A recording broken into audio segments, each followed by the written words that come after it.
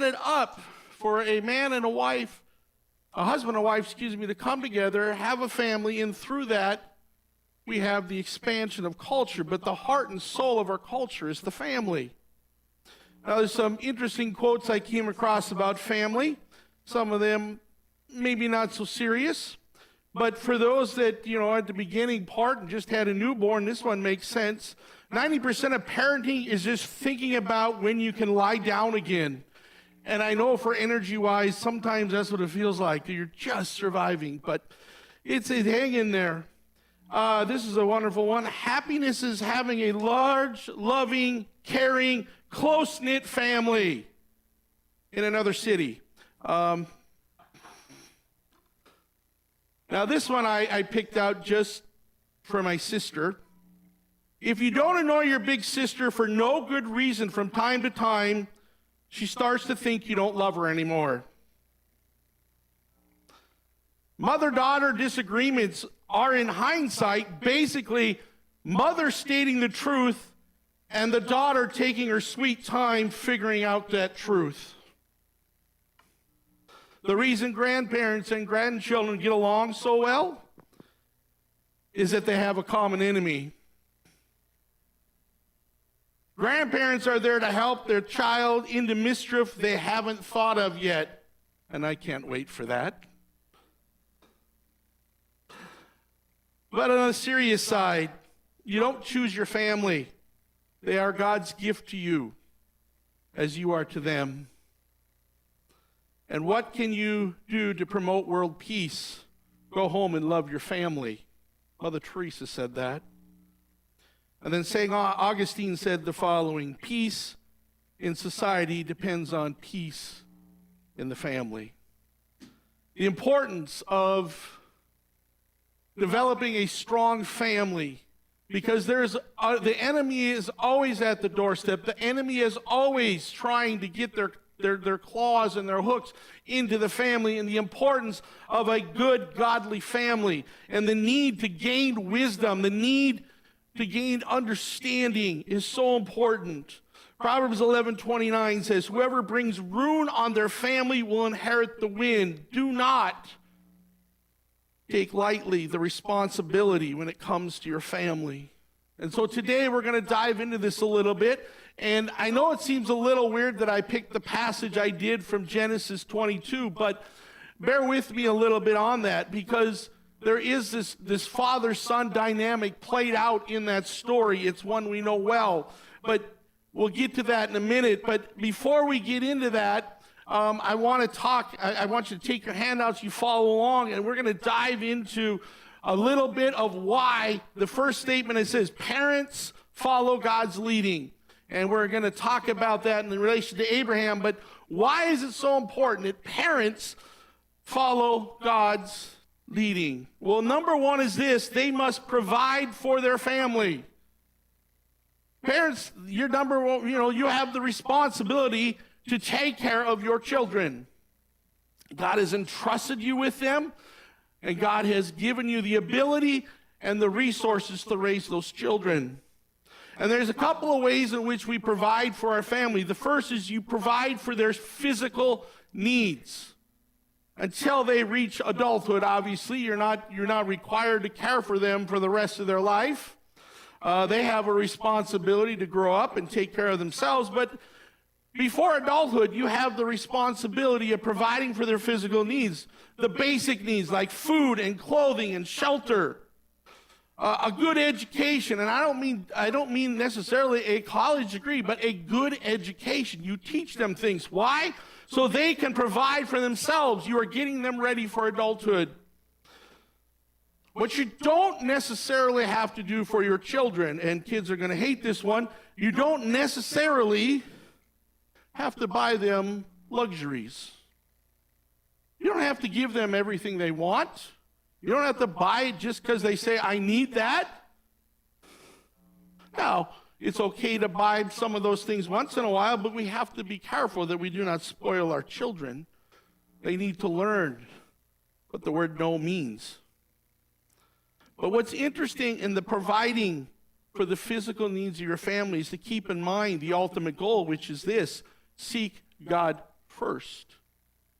You go to Matthew, and it talks about it in Matthew 6:25. Therefore I tell you, do not worry about your life, what you will eat or drink, or about your body, what you will wear. Is not life more than food, and the body more than clothes? In other words, Matthew starts out and he's saying, look, don't be so concerned about these basic needs. But he says later in the chapter, after he gives a couple of illustrations, he says, but seek first his kingdom and his righteousness, and all these things will be given to you unto you as well. So yes, it's important we provide for our family. We provide the physical needs of our family, but keeping in mind that the more important thing is to seek God and to seek his kingdom. So physical needs is the first way we provide. The second way is to provide for their spiritual needs. It is so important that we give our children a godly foundation. The first thing it says in Proverbs, is to teach them to fear the Lord. Better a little with the fear of the Lord than great wealth with turmoil. It is more important that your children learn to fear the Lord than you make sure that they have all kinds of things to play with. All kinds of toys, all kinds of wealth is irrelevant. More importantly, they need to learn to fear the Lord. And fearing the Lord gives us a couple of things. First and foremost, fearing the Lord gives us knowledge. We've mentioned this verse many times in our study of Proverbs. The fear of the Lord is the beginning of knowledge. So we teach the fear of the Lord so they gain the knowledge of God. Fearing the Lord gives us prolonged life. Proverbs 10:27, the fear of the Lord adds length to life, but the years of the wicked are cut short.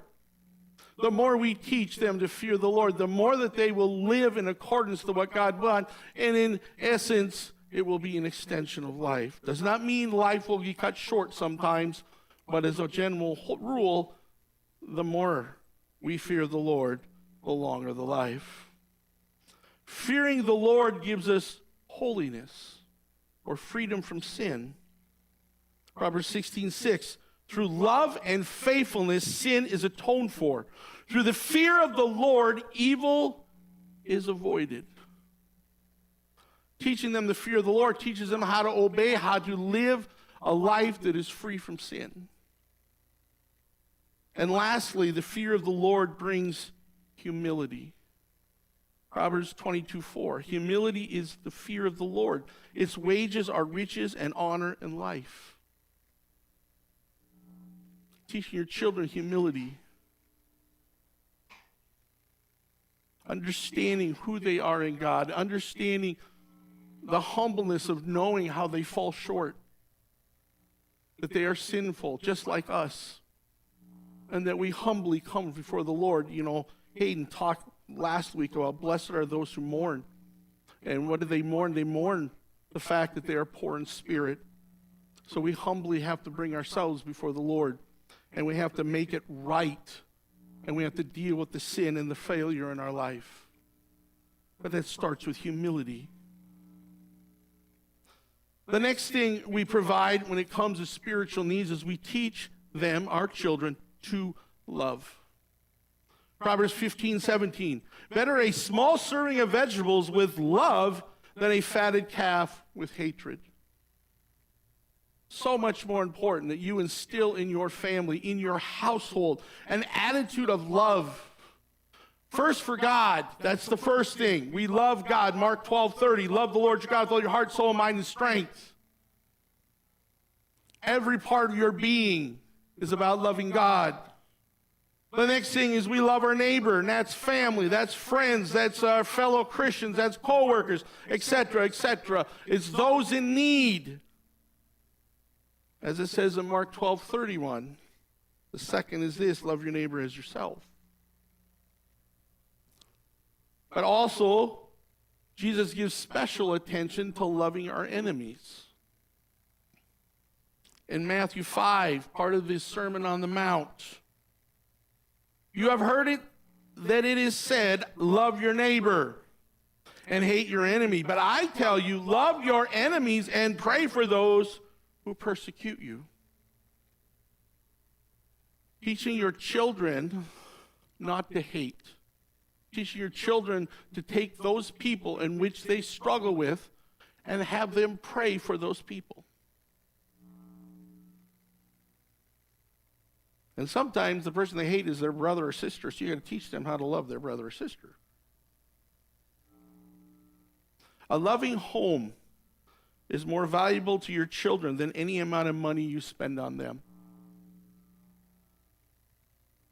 It's not about what you can give them financially or monetarily, but it's what you can give them that comes from your heart, which is love. And the third way we provide for the spiritual needs is we provide a safe and peaceful home. Proverbs 17:1. Better a dry crust with peace and quiet than a house full of feasting with strife. Providing safety, providing peacefulness is so important for your children. They have enough going on when they leave the home. When they go to school, when they go to daycare, when they go wherever they go. And as adults, when they go into the real world. But having a safe and peaceful home where they know anytime they walk through the front door, life is going to be okay. Because they have a mom and they have a dad who care very deeply for them. So the first thing, we provide for the spiritual needs, we provide for the physical needs, and finally, we get into the next part of why it is so important that we follow God's leading is they must discipline their children. Parents, you have the responsibility until they reach adulthood. I no longer discipline my daughters, but I still discipline my son. But what is the proper discipline? How do we discipline? How do we go about it? And I'm not here to debate whether it's right to spank or not spank. That's not what this is about. It's a little different than that. It's where the discipline comes from. Proper discipline is an act of love toward your children.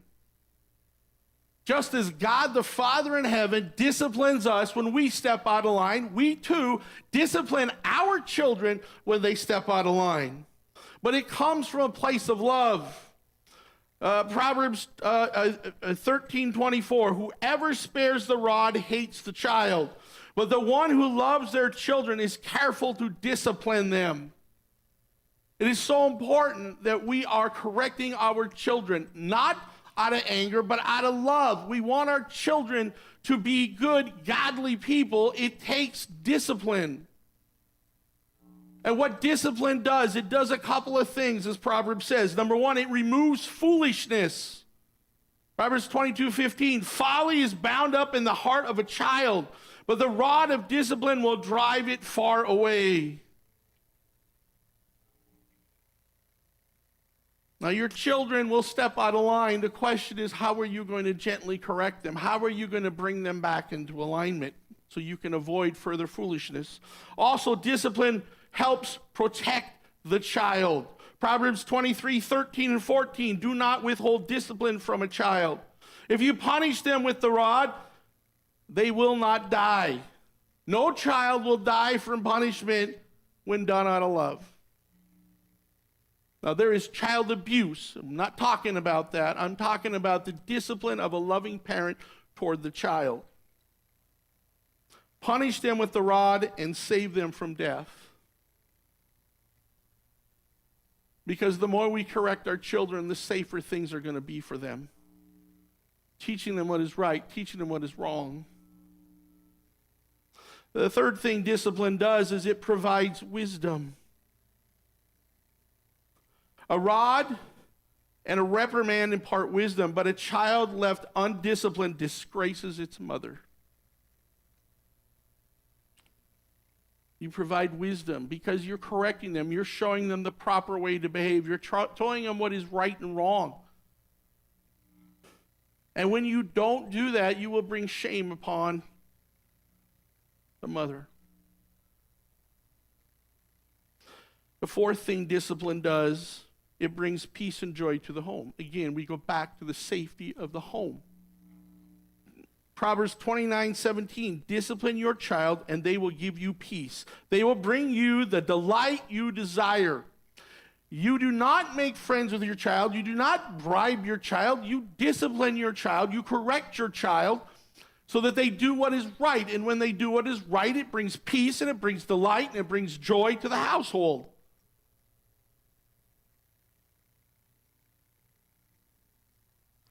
I watched a family one time. They wanted children so bad, and they were unable to have one of their own, so they finally were able to adopt a young boy. And it was wonderful because he was a nice boy, but the problem was the parents lost focus. They so wanted that boy to be happy in their home that they ignored the discipline and kept buying him things, buying him presents, buying him stuff, to the point where they lost complete control of the child. And they had no control over him because they did not take the time to do what is right, which is to discipline the child. Discipline must be timely, appropriate, and always done out of love. Two quick verses there. Proverbs 19:18. Discipline your child, for in that there is hope. Do not be a willing party to their death. And then Ephesians 6:4, fathers, do not exasperate your children. Be very careful when it comes to discipline. Discipline is not there to frustrate your child. Discipline is not there to really just let them know how frustrated you are with them. Discipline is there to correct the behavior that they should not be doing. Never discipline your child when you are angry. Be very careful of that, because then they're going to see it a whole different way. They're just going to see it as, well, mom and dad are mad at me. There are times where I've sent my children to their room and made them wait because I was upset at what they did. Also, too, when you send them to the room without discipline right away, they sweat a little bit because they're going like, well, what are they going to do?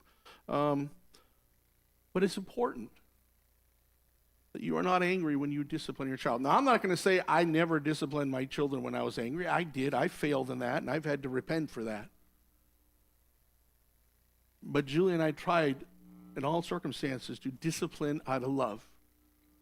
Because we don't, and by the way, kids, if you ever wonder, your parents don't enjoy disciplining you. It's not fun. But we do it because we love you. And the third thing, you provide, you discipline, and then finally you must train your children. We are given children to train them up. Parents focus on gaining wisdom, not wealth. The first way you train your child is that you yourself are trained. You gain wisdom. Parents need to study God's word. We need to be in the word. Proverbs 24:3-4. By wisdom a house is built. Through understanding it is established. Through knowledge its rooms are filled with rare and beautiful treasures. Wealth comes not from the financial gain. It comes from the gaining of the wisdom that comes from the word of God. And if you want to train your child, you need to be in the word yourself. You cannot train them on something you do not know. Parents need to be discipled by other people. It's important that we are learning from other people. Who in your life is challenging you spiritually? Because you need to grow so that you can help your children grow. So it starts off, if you want to train your child, you yourself must gain wisdom. The second thing is that parents live a blameless and righteous life. So the first two ways in which you train your child is things that you do. You gain wisdom and you live a blameless and righteous life. Proverbs 27, the righteous lead blameless lives. Blessed are the children after them. When you yourself are righteous, it blesses your children.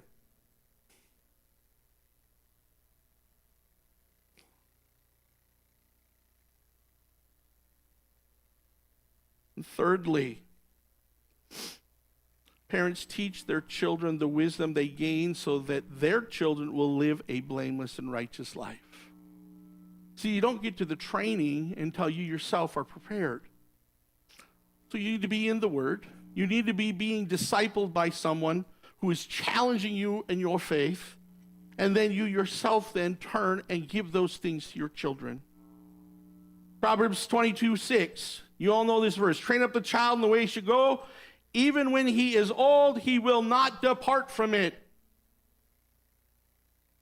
The importance you put on training your children so that later in life, when they get into adulthood, they are ready, they are prepared, and they can stay on the path that God has given for them.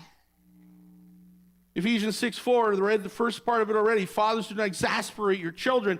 Instead, bring them up in training and instruction of the Lord. Teach your children to trust God.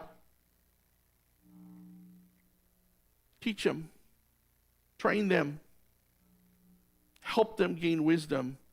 Do not force them to be something they are not. Be very careful with this one. There's a fine line between challenging your children and exasperating your children. Be very careful. Now, I have a son who loves to work with his hands. He wants to be a welder. I am in no way, shape, or form going to be pushing him to be a doctor. It's never going to happen. Even though I'd really like a doctor in the family, so when my health gets worse, I get free medical care. But he's not a doctor. He's going to be a wonderful welder. And same with my other two children. I didn't sit here and plan out their careers for them. I let them find their way. I gave them advice along the way. I helped them the best I could. But it's important that we do not exasperate our children, forcing them into things that they just don't know how to do or don't want to do. We have to be very careful. What's important, though, is that we train them in the Word of God, and we teach them, and we help them trust God, and we help them seek God, and we help them live godly lives. So in the case of Abraham, when it comes to following, right, all the way back, I said the first thing parents do is follow God's leading. Let's dive into this Abraham for a little bit, and let's talk about it. And we start off, in Garth read the passage in Genesis 22, and the very first thing, a little context behind this is to understand that, God made Abraham a promise way back in chapter 12 of Genesis. He said, look, I'm going to make you a great nation. And then he reaffirms it by saying, I'm going to give you a son. Even though Abraham is a really old man, he says, I'm going to give you a son. And even though Sarah and Abraham tried to make a child for themselves by giving, Sarah gave her servant to Abraham, and they had a child, Ishmael, and it caused all kinds of problems, but in essence, that wasn't God's plan. And so God visits them in their old age. Abraham is pushing 100. Sarah is pushing 90.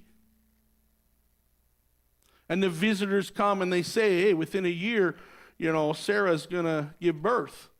And of course, Sarah quietly is laughing to herself. But sure enough, within a year, Isaac is born. And now it says in Genesis 22, verse 1, it says, sometime later. So little Isaac is grown up. We think he's, 15, 16, 17, in those teenager years, those fun years where your kids are so wonderful, never rebel, never talk back to you. The great age of being a teenager, right? And so he's a teenager, most likely. Abraham is pushing 120. And so God decides to test Abraham. And the test is simple. God says, give me back your son. Wow. That's a test. But God is really seeking to know if Abraham truly trusts God more than anything. So this is what God said. He said, take your son, and he emphasized it, your only son, Isaac, whom you love, and go to the region of Moriah, sacrifice him there as a burnt offering on one of the mountains I will tell you about. That's a test. That is an unbelievable test. And the interesting thing about Isaac, his response is immediate. In verse 3, it says, early in the next morning, Abraham got up and saddled his donkey. The next morning, immediate obedience. Never questioning it. Never questioning the fact that this is probably the last child Abraham can have because he's pushing 120, and at this time, 120 is old. It's not at the time back in Genesis 5 where they were living till they were about 800, 900 years. This is the time now where they're dying in their early hundreds. So he's at the end of his life, and God has made these promises, and Isaac, his only son, he's being asked to give back. But he gets up, and he goes. And they travel, and they get to the place where God tells them to go. And it says in verse 6, Abraham took the wood for the burnt offering and placed it on his son Isaac. He himself carried the fire and the knife, and the two went on together.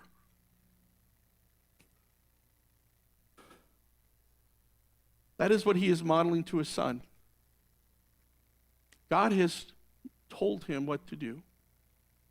And he tells his son, we are going to get up. We need to go make a sacrifice. God is going to lead us to a place.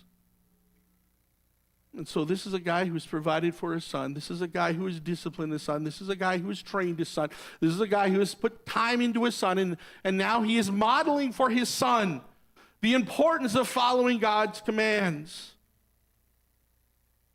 And they're headed up the mountain. And now we turn to the children. Children obey while at home and honor their parents. That is for a lifetime. Why is it so important that children are obedient and honor their parents? It's simple. So they will learn and receive blessing. Ephesians 1:6-1-3. Children, obey your parents. That is the only thing you are given as a child to do, is to obey your parents.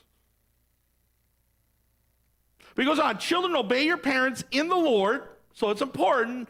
You know, your parents are trying to lead you away from the Lord. Yeah, okay, maybe you don't have to listen. But in the Lord, your godly parents, you are to obey them.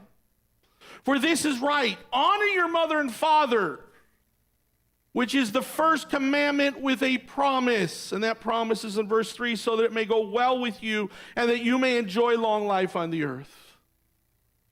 Children, you are to obey your parents. That's it. And in doing so, there will be blessing. You will find enjoyment. You will find peace. You will enjoy a long life. Because as you listen to your parents and they guide you on the right path, you are going to be a person God truly loves. I don't mean love, but trusts to do his work. But here's the thing to always remember. Children, you have the right to ask questions. My kids, when they got older, now when they were younger, they didn't get to ask questions because when they were younger, they didn't understand.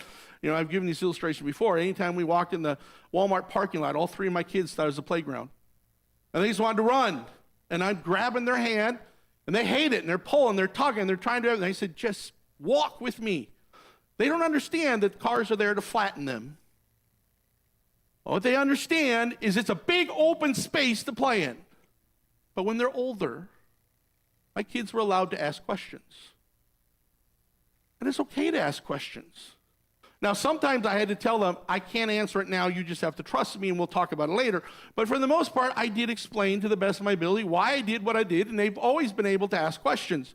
And that's what Isaac does. They're walking up the hill now, and they're going up, and Isaac has been trained by his father. He understands how to sacrifice. He understands what it takes to make sacrifices. We have the wood, we have the fire, but he asks a simple question: where's the lamb for the sacrifice? Like I said, he's been trained by his father to worship God. He's been trained how to make a sacrifice, how to worship God. Where is it? And Abraham's answer is simple. God himself will provide the lamb for the burnt offering. My son and the two of them went on together. The lamb was Isaac.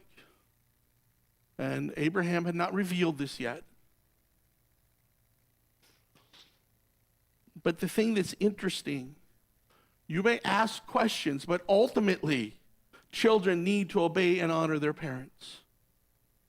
Because that's what Isaac does. You go to verse 9 of Genesis 22, at the very end, he says, Abraham bound his son Isaac, laid him on the altar on top of the wood. Now, you need to understand something.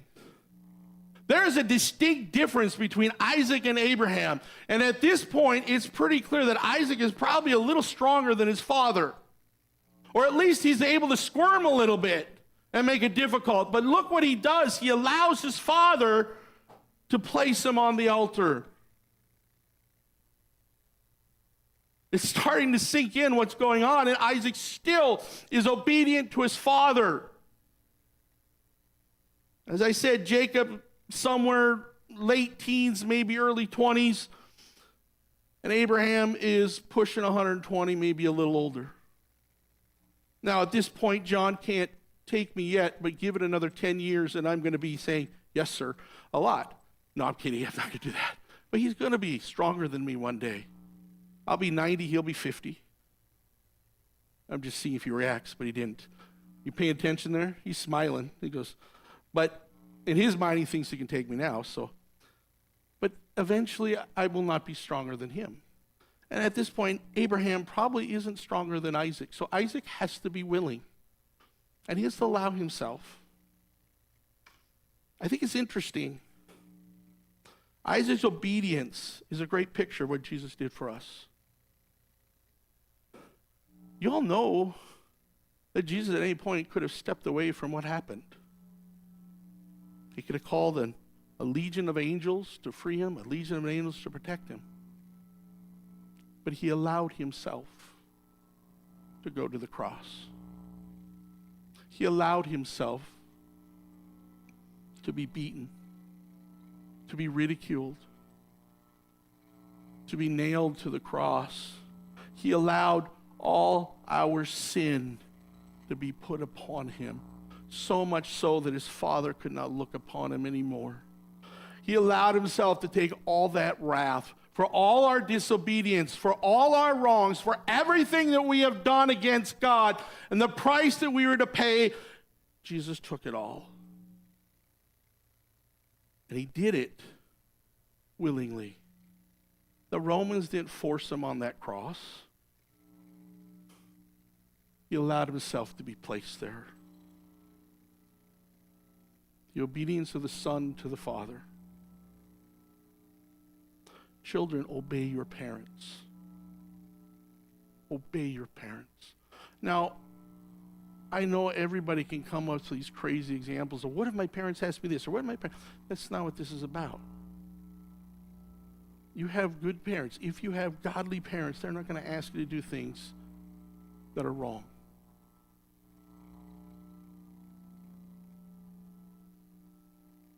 The last thing, as the story wraps up with Abraham and his son, is this: families worship God. The moment of truth has come for Abraham and Isaac. Would Abraham really go through it? Would he really plunge the knife in? So again, Abraham prepares the altar. Isaac willingly laying on it. Then it says in verse 10, he reached out his hand, took the knife to slay his son. I want you to picture that. I got to believe that just tears coming down Abraham's face as he raises the knife. And I know you've got this innocent, as a teenager, I don't know how innocent, no, I'm kidding. This teenage boy looking up at his father as he's raising the knife. Two people who are being obedient. And then it happens just before the knife comes down. The angel of the Lord called out to him from heaven, Abraham, Abraham! Can you imagine how relieved he was when he heard his name? Ooh. Yeah, here I am. And you got anything new? Please tell me. And it says in verse 12, do not lay a hand on the boy. Do not do anything to him. Now I know that you fear God, because you have not withheld from me your son, your only son.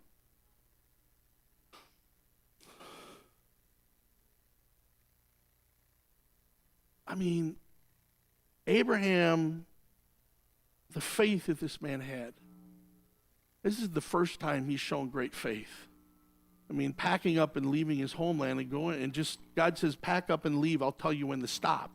Was basically the trip that he got from the very beginning.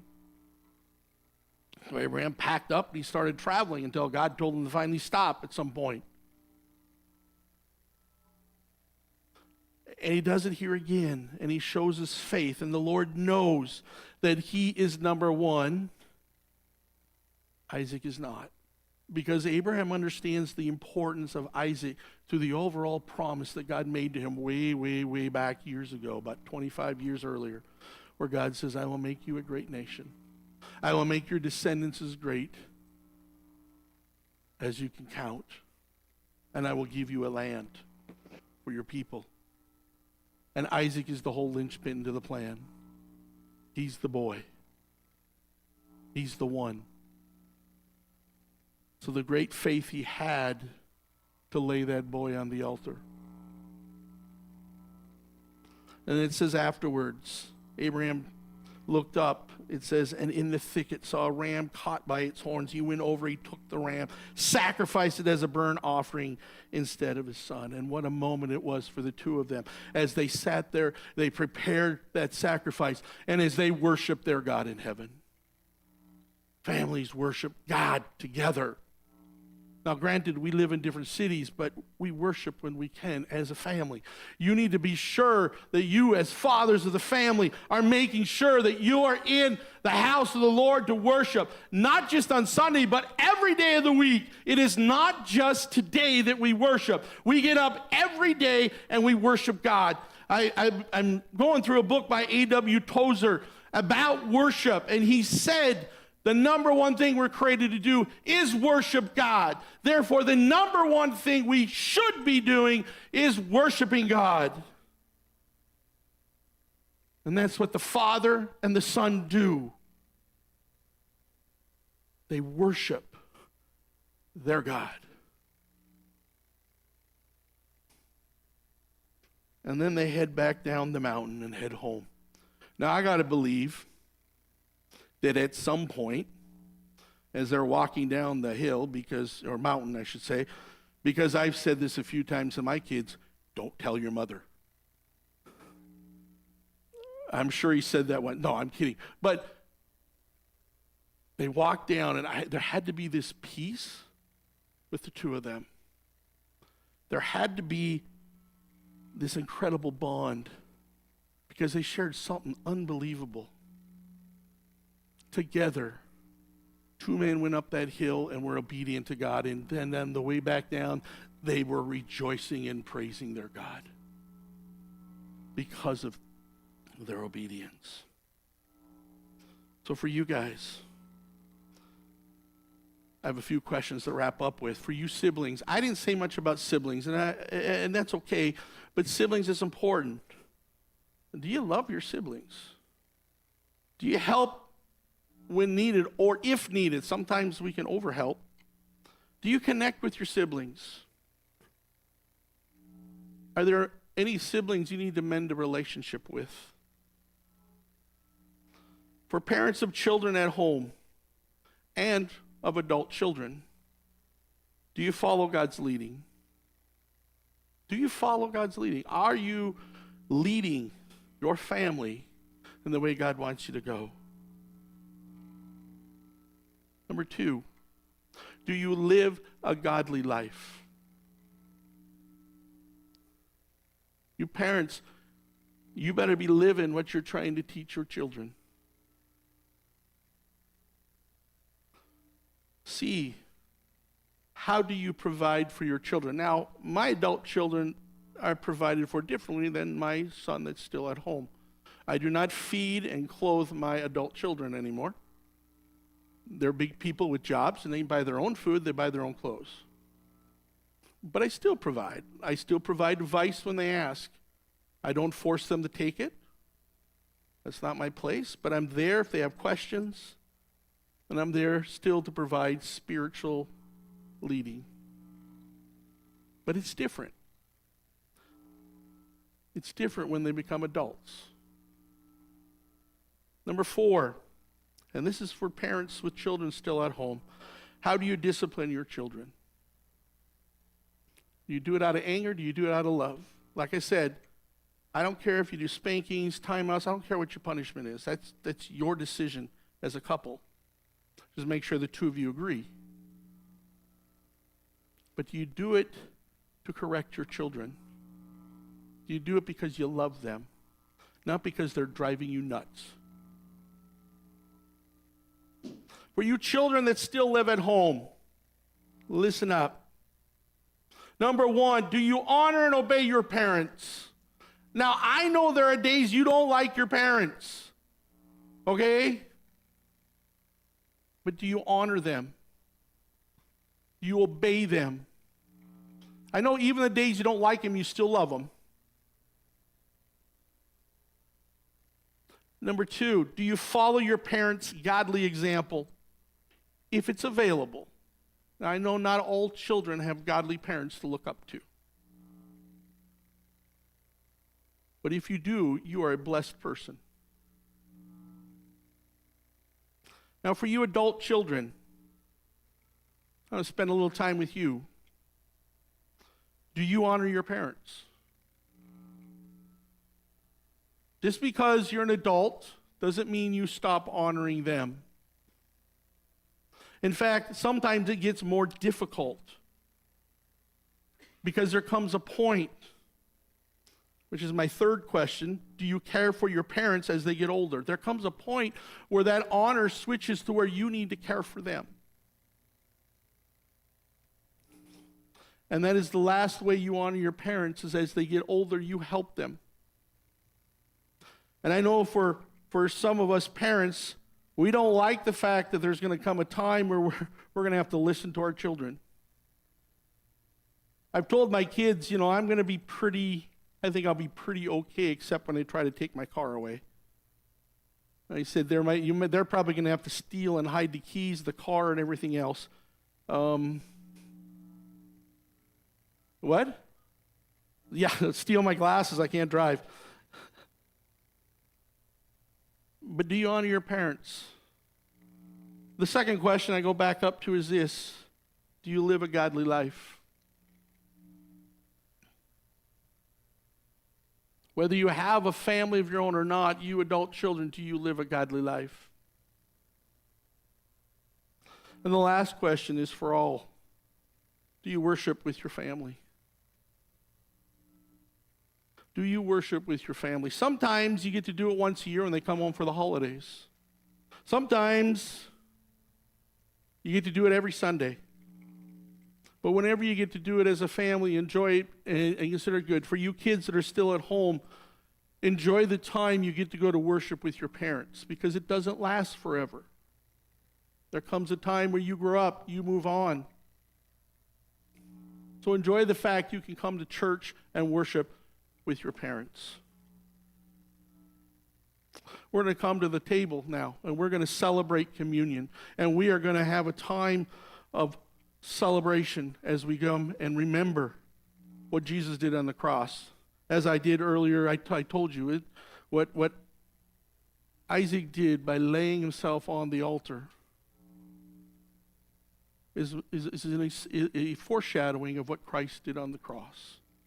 And so we're going to partake of the elements, and we're going to remember. Now Merlin's going to come and play.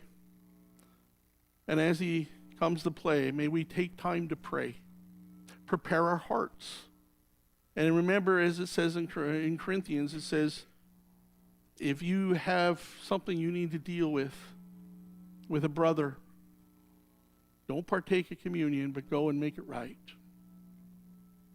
But if you are ready, prepare yourself to come to the table. Go ahead, Merlin.